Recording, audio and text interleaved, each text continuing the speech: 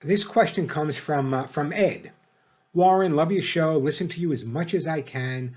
Called you 2 years ago about Harley's medical issues, and your advice helped her a lot, and I thank you so much for it. I'm now having problems with her eating kibble. She's allergic to chicken and turkey, basically all fowl. But several months ago, we purchased a brand of raw-coated lamb kibble, and she loved it.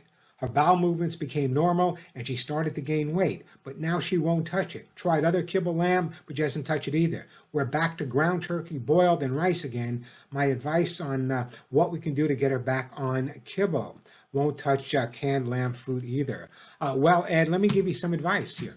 Number one is that I want you to make sure, I'm assuming the dog is in good health. That's really important other than the allergies.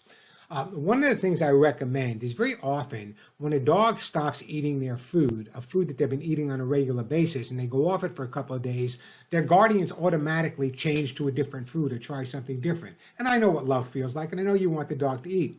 Very often by changing the foods consistently, what you're doing is giving the dog an out. Doesn't have to eat this one, I'm going to try something new. So that's not the way I would approach it. Here's how I would approach it. Let's try to stimulate the dog's appetite. How do we do that? There's two ways. One I talk about all the time on the radio show. That's taking some of the dog's favorite food. If in fact you say that favorite food at one time, what she can have was, lamb, then I would take some lamb kibble, the brand you were using maybe. And on the other side of that lamb kibble, I would take something that has a really, really strong odor. Whatever that may be. I don't know. It could be fish, it could be meat, but something that has a strong odor.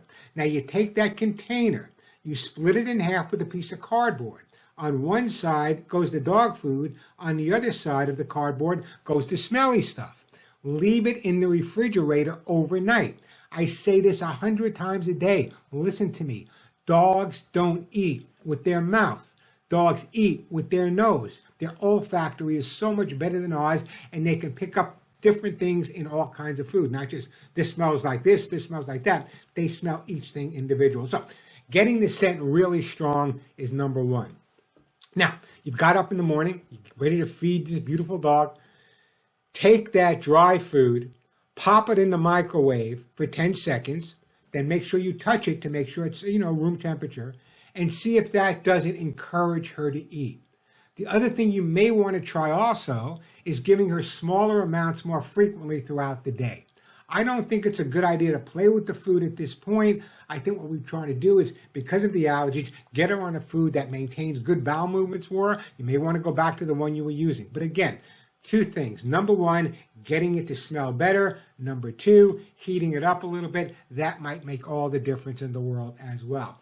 It's always a good idea, though, when a dog is eating and all of a sudden they stop eating, just to have a good veterinary checkup. Maybe nothing, generally it's nothing at all, but also, besides the physiological aspect of it, have there been any changes in your home? Anything that may have made your dog a little bit more stressed or anxious? Sometimes that could play into it as well. That's my job as a behaviorist, to figure out all the different angles that may create a problem. So it sounds to me, from what you're telling me, Ed, obviously you absolutely love this dog. I love the name Harley. I was a rider for many, many years. Try what I suggested. See if that works. I think it will. If not, get back to me. We'll go a little bit further. But in the meantime, I think you'll be on the right track. If you heat up that food and you leave it in the refrigerator overnight smelling really, really good, I think that'll make a big difference. Hey, thanks for the letter, Ed.